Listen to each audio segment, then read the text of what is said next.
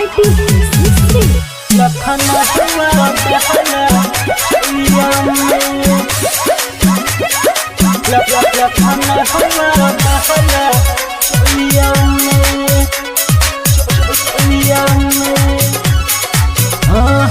नया नया गहना कके अहिने ससुरारी का कहीं सखी सैया देहत बाबे गारी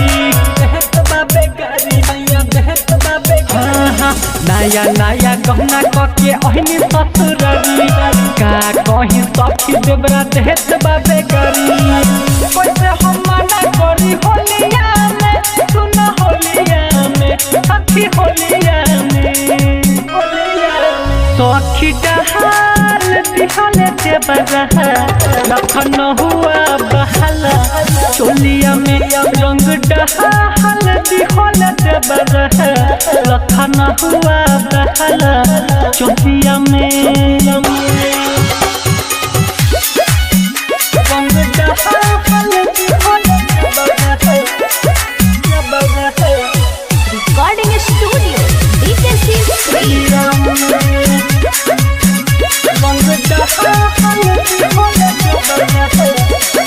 लंबा रहे सखी ओकर पिचकारी डरे हो गनी सखी हम तैयारी लंबा रहे सखी ओकर पिचकारी डरे हो गनी सखी हम तैयारी धोके है काटे ले गलिया में सखी गलिया में सुना गलिया में रंग डहाल दिखले से बरहा लखन हुआ बहला चोलिया में रंग डहाल दिखले से बरहा लखन हुआ बहला चोलिया में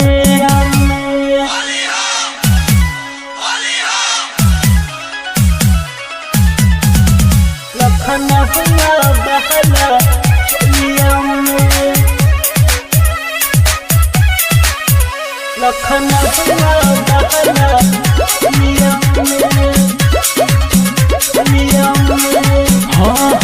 राइटर अभिमन्यु रखे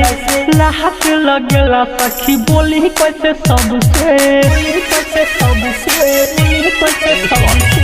राइटर अभिमन्यु रखे लाहट लगेला बोला बोली कैसे सबसे टिकट खाने घूमे तोलिया में सखी तोलिया में सुना होलिया में रंग डहाल दिखले से बरहा लखन हुआ बहला चोलिया में रंग डहाल दिखले से बरहा लखन हुआ